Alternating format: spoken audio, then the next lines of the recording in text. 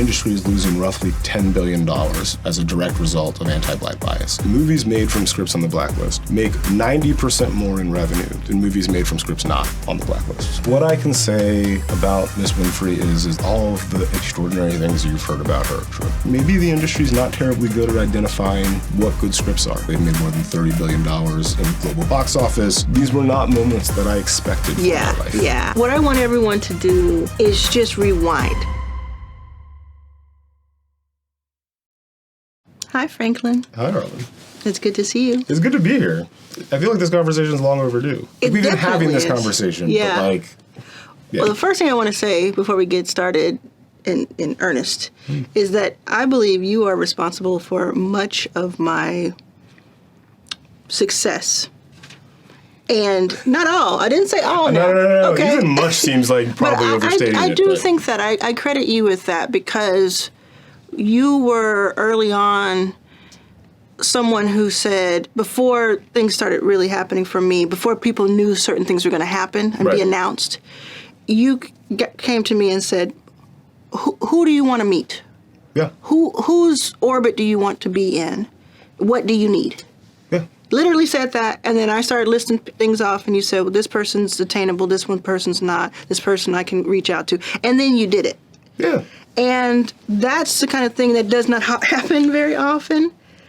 It's funny that you mentioned that because I often struggle with the fact that that's kind of what I do. Yeah. Like, it's just what I do, and I don't think of it as terribly rare because it just seems really obvious to me, right? Like, as an external observer, seeing what you were doing, seeing what sort of your sort of worldview sounds wrong and investment thesis sounds wrong, but like your thesis on the world very much aligned with mine, and you were doing great things. So it was only going to kick back to me to be able to introduce you to other great people that you could then do things with.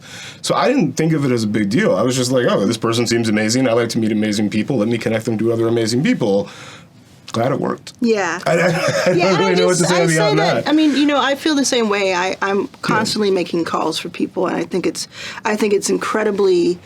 It comes back to you. Yeah. It comes back to you, and really in savvy business people and savvy people, and also people who just want to have a high quality of life. Right. Know to give more than you take, and et cetera. But it's still rare.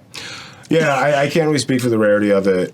And I try not to think about it too much, because it'll make me depressed. Yeah. But yeah, I mean, look, it kicks back either in like substantive business ways, or you get the personal joy of seeing that introduction blossom into something really exciting. Yeah. And that's sort of very much my entire professional career. So.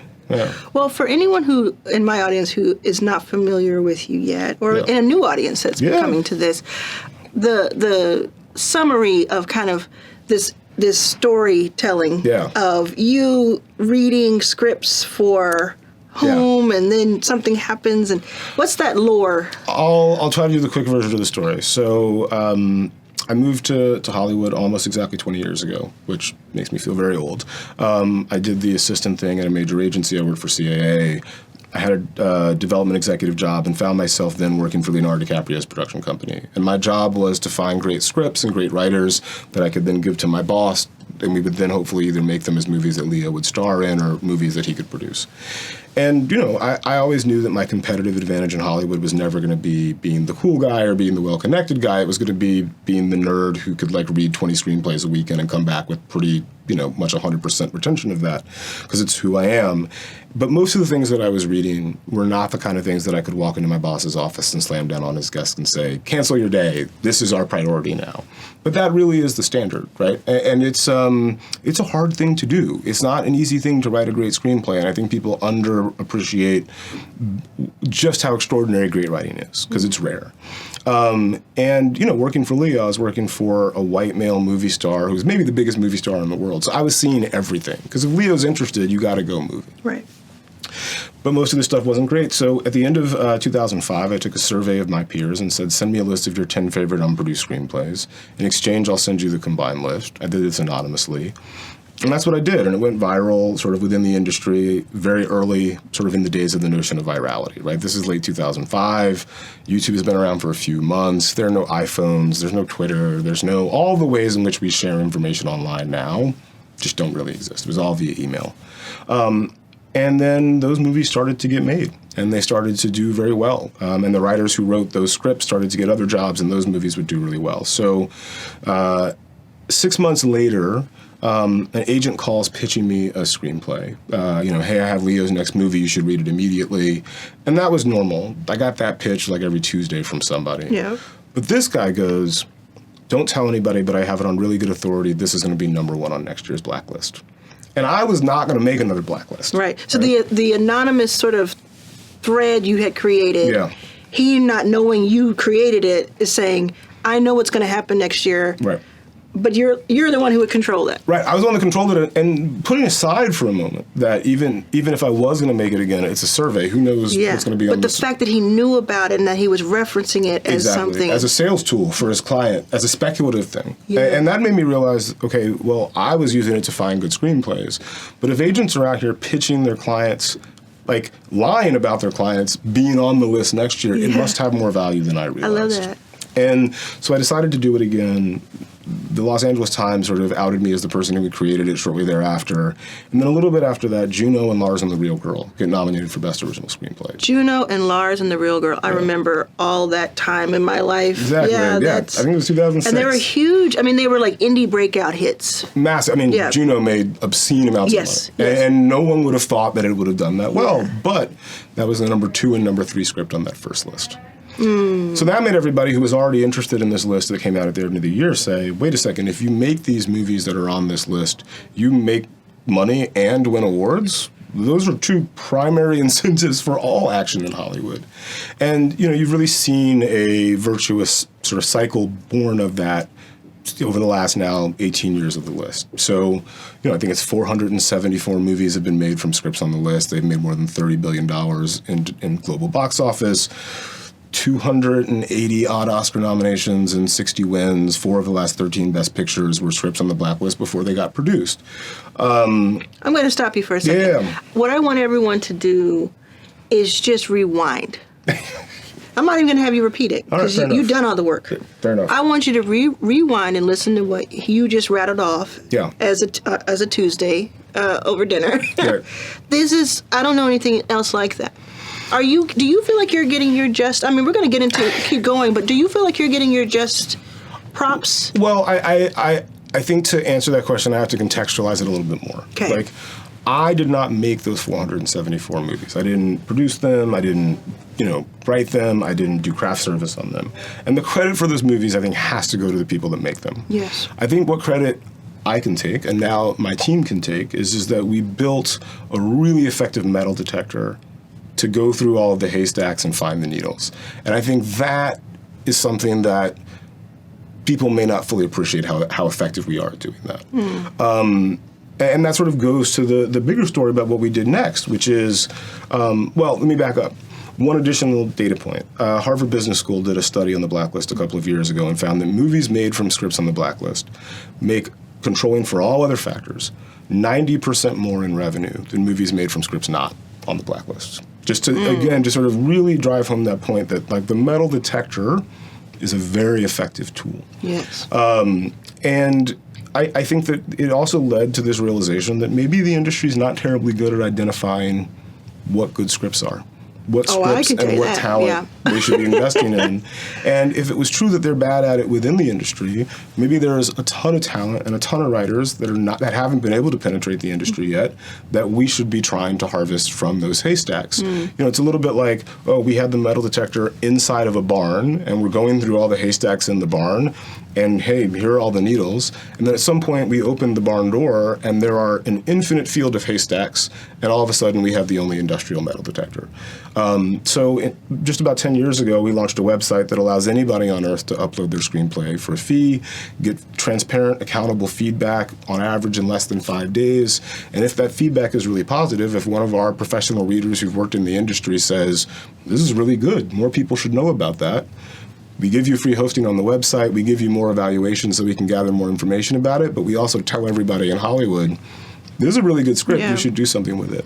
And we've seen a ton of success. I mean, literally hundreds of writers have found agents or managers or gotten their movies produced.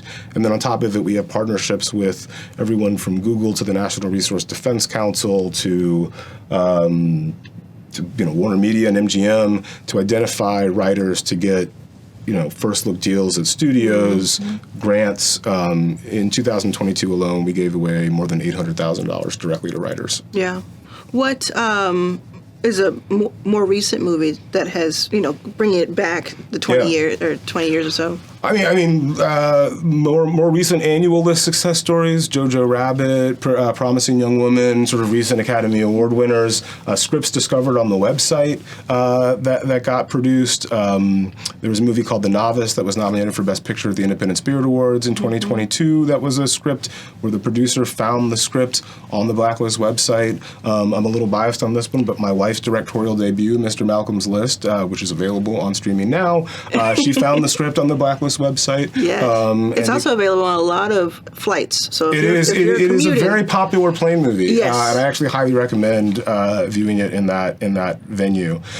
So there are a lot, and even when you look at the annual list now, when it comes out, there was one of my favorite stories this year is a writer named Cameron Clark who lives in Northwest Arkansas. Uploaded his John Madden biopic script to the website, where it was found by an Oscar-nominated producer, Todd Black, who then optioned the script or attached himself to the script, and they sold it to Amazon. Wow. And the writer still lives in Northwest Arkansas. So you shouldn't have to move to Los Angeles and network if you have talent, right? Maybe you do that after you've already sort of got an agent or a manager and you're looking for more employment opportunities.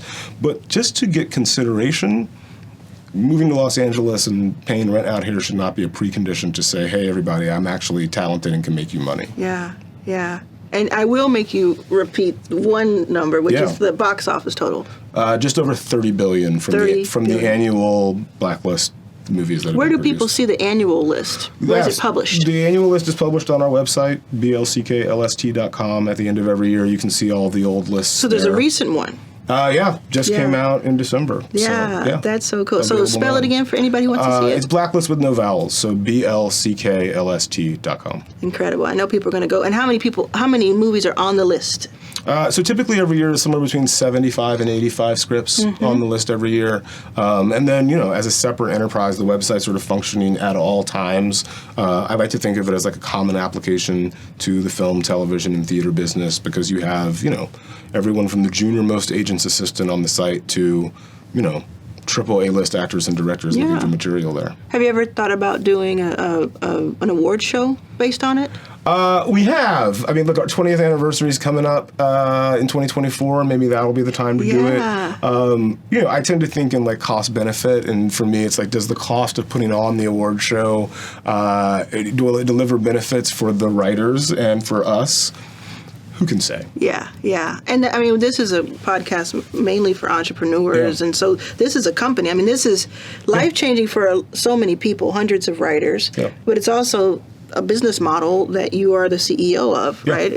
So, is that something, would you say, what percentage of your time would you say is on this versus being a producer and doing all the other things I see you do? I would say that 90% of my time is the business, right? And the producing, which I think is part of the business, though it's a rare part, and then other random things that I get into, are things that sort of just come up and they're too good to not do. But my preoccupation outside of watching soccer we're gonna get into that. is building the best tool possible that will allow people who have talent to be identified by people who can do something with that talent, and to help people who can do something with great writing most efficiently find that work. I think we've done that in film and television. I think we're improving on that in the theater space, and I think there's a lot of opportunity to expand that model in ways that will be good for everybody. Yeah, that of course that's my question. Next question is like, where do you go next? And it sounds like you figuring out ways to verticalize this. I have a few ideas and a pretty clear plan for the next 3 years, but not necessarily one that I'm ready to talk about. You said the next 3 or 30? Three. Okay. I definitely do not think in 30-year time. Okay, I wouldn't be surprised if you did. No. I think that is a fool's errend for anybody trying to do it. Yeah. And so you talked about, can I call it soccer? Is that okay? Yeah, soccer, football, I don't know. Okay, so you I go back and forth, honestly. Where does that love for soccer for you? Because I watch you. Yeah, it's crazy. You know so much about this sport. Yeah. Where does it come from? So I grew up playing. My dad was in the Army, and we lived in Germany for 3 years when I was very young, which is like right around, like between the ages 4 and 8. Which was right around when you first play your first sport, right? Yeah. So that was the sport that we played. And when we moved back to West Central Georgia, my dad got stationed at Fort Benning, we just kept playing. And, my parents wouldn't let us play American football because it was too dangerous. Yeah. I wasn't good at basketball. So soccer was the thing. And then my younger brother was a bit of a prodigy. Like, he played on the under-17 U.S. national team, full soccer scholarship to UVA, played in MLS for 7 years. Notably, he's now a doctor after going to med school after his soccer career was over. So many of us, Yeah, so many of us are former professional athlete, emergency room physicians, with 3 daughters who he's raising impeccably well. And I think, let's see, so that was sort of, our family was a soccer family, right? In 1998, when France won the World Cup, it was pretty I was in college, and it was pretty controversial because at the time, Jacques Le Pen was running for president of France and was using the French team and the fact that it was mainly players of African and Arab descent as a wedge issue. And I remember my favorite player at the time was a guy named Lilian Thuram, who was a left back, which was the position that I played. And he was the player who had played most for the French national team, had never scored. And then in the semifinals of the World Cup, he scores twice. And then in the final they win. And after the World Cup was over, at the press conference, someone asked him about the Jacques Le Pen thing. And he gave this answer in French, and so I've only read the translation, but it was essentially something like, yes, he has said that we are not French, but if you look at all this team, every single one of them, we are French and we are world champions. And, combining culture and politics like that, I was done. It was, really. So that sort of began this process of me sort of falling in love with soccer as a lens through which to view the world, which is not all that different from the way I view film and entertainment. It is about the thing itself, but it's also about the ways in which the world engages with it, right? So I can go anywhere in the world and have a conversation about soccer, just about. And I have. I've been in Shanghai and been to games, and I've been to India and had conversations with, literally anybody. And there's something very special about a bunch of people who don't know each other coming together in a physical space to have a shared experience that then becomes a common language for everybody around the world. Yeah. It's true with film.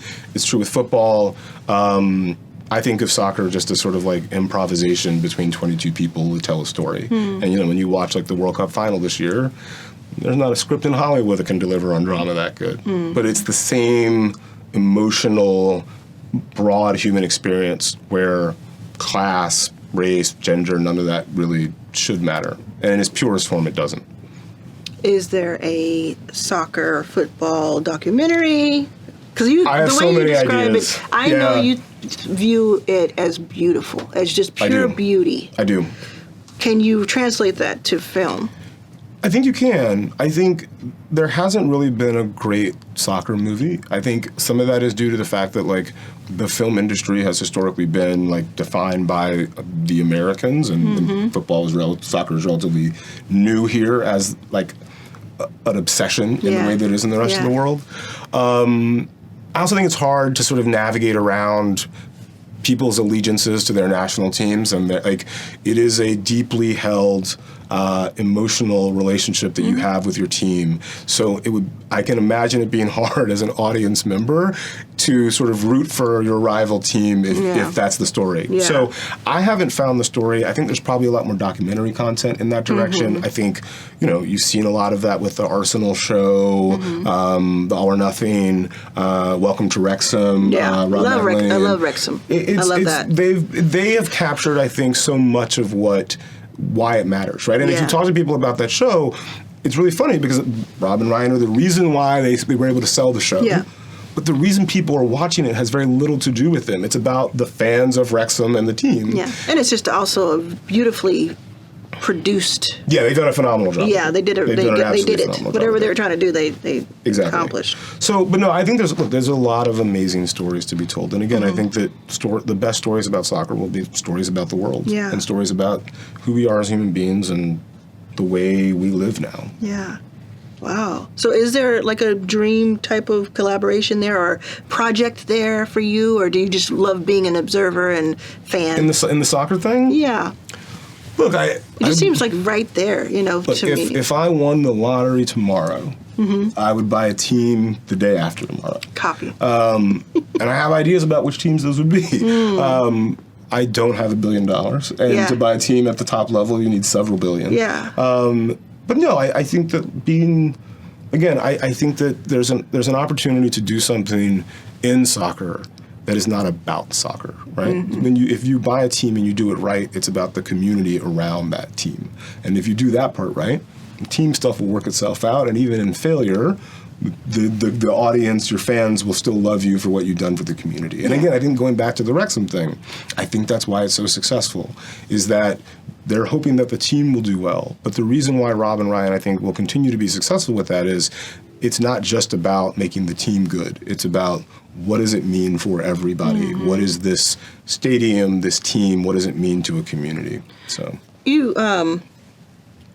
it seems to me you should be not a Siskel Ebert situation, but some sort of commentary on the industry. You certainly have the chops for it, and you certainly can articulate it well. Is that something that is interesting to you? It is, to an extent. I mean, look, I certainly comment quite a bit on Twitter, as you know. Yeah. I mean, you had Jeff Bezos answering you at one point. Yeah, that was a weird day. That was a very weird day. It was like it was actually like he had given a compliment to Reed Hastings, and I made a joke about something being up, and he was like, no, just giving a compliment. Yeah, you were saying like Amazon might be trying to buy Netflix. I just said something's up, I think. And he was like, no, just a compliment. And I was like, okay, sure. But yeah, no, look, I find that space good because it allows me to make a comment on things that I see that could be different or maybe are not functioning optimally. A regular commentary, I haven't figured out what venue makes sense for that yet. And again, I think the critical thing with all of that stuff is that it can't be ego-driven. Yeah. And I try to guard against that as much as possible. I tell you what would be great. A redo of Peter Barton, Peter Goober. Their shootout, you and someone else, preferably a woman. Yeah, I mean, definitely. Or non-binary person. Yeah. It was not dry, but it was just sort of just the facts, ma'am. It was just a lot, and it was great opinion and a lot of respect there. I think that would be really fascinating to watch. One thing I've always wanted to do, I'm fascinated by, I'm frustrated by the extent to which it's impossible to have like honest debates these days, and I actually think that I might be more successful as hopefully like an honest broker of honest debates. Sort of moderate. So the ability to have me and then two people who just disagree radically on an issue but are actually capable of engaging in that debate, and sort of me playing, like basically allying myself with the other every time anybody has an argument and sort of playing that role, I think could be interesting. But again, I'm intrigued by it, but it has to be the right thing, and I think it has to be something that is adding value and not just about me saying, look at me and my opinions. I could see it being part of the Blacklist and presented by the Blacklist in collaboration with someone else. I hope I can figure it out. I just haven't yet. Well, if anybody's watching, we're doing manifesting on the show. Let's do it. Yes. Let's do the lottery win for the soccer team. Let's do it. Let's do it all. Have you been to the Angel City games? I bought my Angel City season tickets yesterday. Wonderful, to LA. I'm very excited. I've been to a game. I have the jersey. It's so exciting. So fun. I literally locked in my tickets right before the draft. The first draft pick was made. Very excited about our Harvard Westlake alum first round draft pick. Who just Alyssa, we were just at their watch party yesterday. Oh, really? Yeah. Super excited about it. I actually think that women's football is a rocket ship. Let me say that again. We were just at their watch party a few weeks ago. I mean, I'm just jealous. I mean, more than anything. But no, I think women's football is an absolute rocket ship. I think over the next 5 years, Angel City, every NWSL team, all the teams in Europe, there's a lot of money to be made there. Yes, and I agree with you. Because these women can ball, the games and the environment to go watch the games in are incredible. And again, it's great human trauma. When I watch a Women's Champions League match in Europe, or when I watch, the NWSL finals, it's the same experience as if I'm watching a men's game. And well, for me, it's even better. It's like watching Serena and Naomi. I'm not going to sit around and watch Federer. I'm just not going to do it. I got to rep a little bit for Federer because the man can play. He's one of the best of all time. Yeah. But again, I think that's exactly right. I have the same experience watching Roger Federer as I do watching.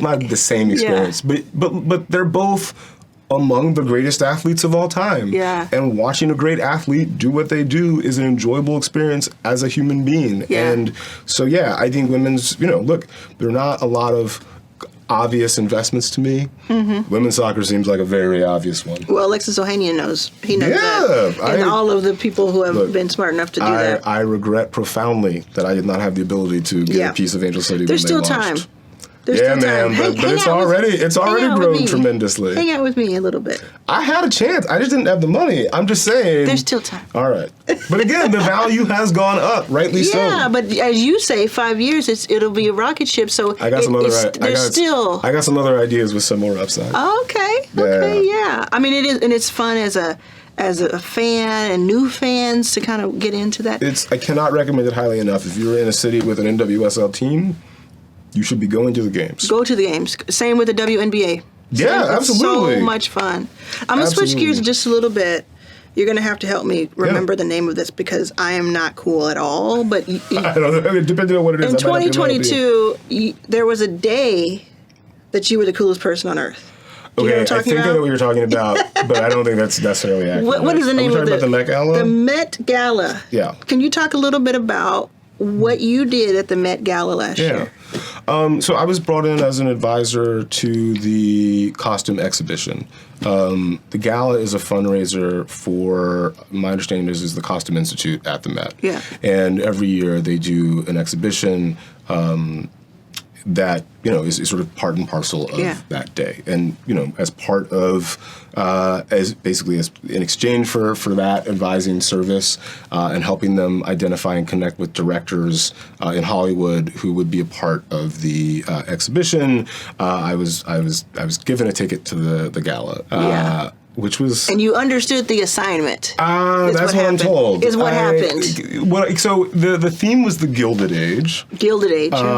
Which, I had a little bit of discomfort with. I think in 2022, during the middle of a global pandemic, the Gilded Age for me is about a lot of class conflict and sort of increasing inequality.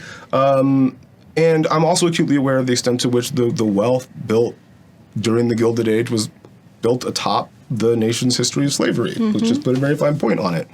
And so when I thought about who were my heroes from that age, it was very obvious to me. It was Harriet Tubman and Frederick Douglass. And so I went to Kenneth Nicholson, who was generous enough to dress me for the event, and said, these are my two inspirations. And I had two reference images, one of the Douglass suited images and one of Harriet Tubman. I was like, this is what I'm looking for. And he understood the assignment. Yes. And I had a bustle, and many jokes were made, some of them good, some of them bad, on the internet about it. But, I think when you end up on the Esquire Best Dress list and on the Daily Mail Worst Dress list, you're doing something right. I mean... Right in the pocket. Describe it a little bit. We may be able to throw up a picture of it, but there's a... it's like a proper... And then a bustle, because you're taking your inspiration from a man and a woman who are two of the most famous people on Earth. I mean, yeah. So it was like a formal. I definitely don't have the fashion language for this, and I'm going to embarrass myself. But no, it was like a formal overcoat. There was a vest that had a corset. The coat was bustled, so it sort of gave me accentuated my hips. Yes. And then it was like standard white white tie, like a very high collar, like you would have seen in all those Frederick Douglass photos, like a sort of blue teal corseted vest, sort of gray slacks and that bustled coat. It went over. Oh, and sort of beautiful, like a lace hair tie, and sort of lace accoutrements. It was, again, all credit to Kenneth who dressed me, because it's not my area of expertise. Yeah. And I think literally part of the reason why it was so funny for me was that anybody who knows me, the idea of me being the one on that red carpet was at least a little amusing. Mm-hmm. So, yeah, it was a fun night though. Yeah. Do you enjoy? And I want you to be honest. I know you always are, but I really want you to think about this. Do you really not enjoy the spotlight, or is it that you? Like, where do you think your place is personally? I think I'm still figuring that out, if I'm being honest. I think I don't dislike it, but I do find discomfort in the spotlight. And part of that discomfort for me comes from, is there a better person who should be in it? Right? So imposter syndrome, perhaps? It's not even imposter syndrome. It's just that, like, I think I'm acutely aware of the ways in which decisions get made about who's in the spotlight that are maybe not actually what's best for the person who's in the spotlight or for the spotlight itself or for the people who are paying attention to what's in the spotlight. And so sometimes maybe I am the person who should be in the spotlight. And you put yourself there. You do at the Met Gala, you're going to make a statement. But that doesn't necessarily mean that someone else couldn't have done it better. Yeah. And so for me, I think ideally, if I am in the spotlight, I should be doing absolutely everything I can to justify being there. I should do everything I can to carry some sort of mirror and shine that spotlight onto somebody else simultaneously. And if I'm not the right person, I should probably try to seed it. You know what? There was a Zoom conversation we had with a mutual friend like a year ago, and we were talking about something. It was an opportunity, and you were going to be given an opportunity, part of an opportunity. Yeah. And you said, well, let's first see if there's a woman that could do this first. Yeah. It's sort of like that should be the default of is everybody being represented or enough people being represented here? So I do get that. There's a photograph. You're at an award show. I'm getting warmer. Do you know where I'm going with this? Still don't know where you're going. You're at an award show because you go to so many. I know you really do. You do. You're there because you are behind the scenes, but you have touched so many lives, and I'm sure they want you in the building. There's a woman. She is an upstart. She's up and coming, and she is holding your hands and shaking them. Oh. Her name is Oprah Winfrey. Yeah. Okay. Now I know what this is about. Yeah. She is thrilled to have you in her. Yeah, it was a pretty wild day. Talk to us about that. Does she moisturize? Are her hands like a lily pad? Yeah. I mean, here's the thing. One of the weird things about working in Hollywood is that you do find yourself in rooms with or in meetings with or meeting in person these people that you've known about for what feels like your entire life. I can attest to that. And you've heard all these amazing things about them, or their publicists have made you think all these amazing things about them. What I can say about Miss Winfrey is that all of the extraordinary things you've heard about her are true. And it's an absolute delight to meet someone who has been celebrated as much as she has and have the interaction still exceed expectations.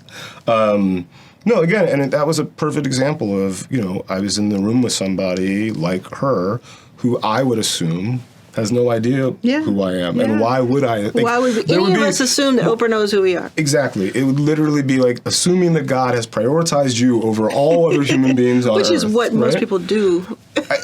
But again, like I try to sort of remove the ego from, and it's like, why would Oprah know or care who I am, right? But she was the one who said, "Hey, you," and I think it reflects like that's why Oprah's as successful as she is because she's sort of doing her work to know who's out there. She does her research. I've heard that multiple times. I don't think you get to where Oprah is without being a research-driven person. Just period.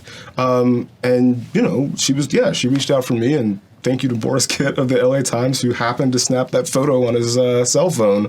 I will forever be in his debt. Listen, if I were you, and I hope this is true, that this is already the case, but if it's not, let's fix that today. I'm going to have a 5 by 7 foot framed picture of that on this wall as I walk in my house, and on the other side I'm going to have my bustle picture from the Met Gala. I definitely, I've both of those images are extremely important to me. Are they framed and heavy and earthquake-proofed as you walk into your home They today? are not, but they're definitely they're digitally secure. Okay. I had just moved, so we're still figuring out sort of what's going to go on the walls. Yeah. But no, I mean these were not moments that I expected for my life. Yeah. And to have them happen the way that they did, it's incredibly gratifying. But look, what I'll also say is probably my proudest moment professionally is getting this award from the Writers Guild East, the Evelyn Berkey Award, which is given for honoring for elevating and honoring the screenwriting community, or is it honoring and elevating the dignity of the screenwriting community? The dignity of. And I think like I look at the sort of the previous names on that list, Joan Didion, James Schamus, Ken Saro-Wiwa.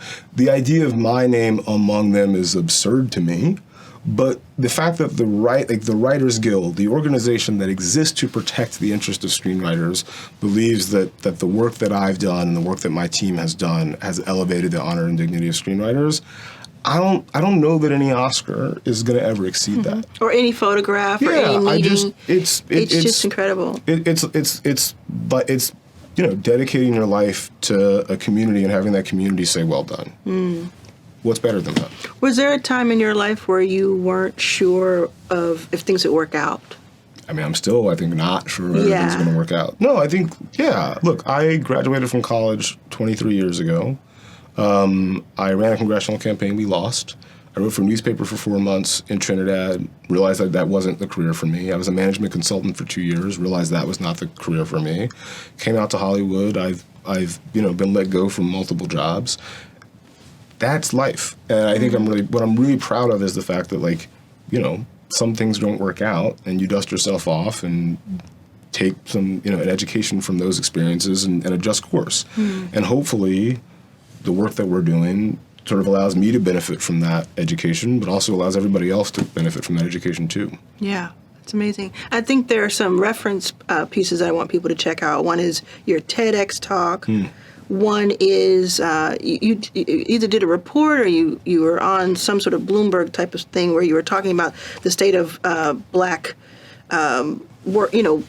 pieces in Hollywood. Yeah. There was a McKinsey study. So McKinsey did a study, came out in 2021, about basically the financial cost of anti-black bias in Hollywood. And what they basically found was that the industry is losing roughly $10 billion as a direct result of anti-black bias. That's not $10 billion, period. That's $10 billion every year. And so I've been one of the people involved in initiating that study, and then I wrote a New York Times editorial about the study and what it meant. I think it's a must-read thing. Yeah. Because, all of these failures, I think this is one of the reasons why I probably reached out to you originally. All of these failures are bad for diversity, but they're worse for capitalism, right? I would like to see a more diverse Hollywood, just like I'd like to see a more diverse corporate boardrooms. But part of the main reason I want to see that is because I would like efficient, productive systems to exist. I just happen to know that for those systems to be optimized, we need more diversity. And that's always been your thesis, and it was one of the places that I knew we would connect immediately when I first became aware of you. Yeah. Full circle, as Oprah says. As our friend Oprah says, I'm manifesting that.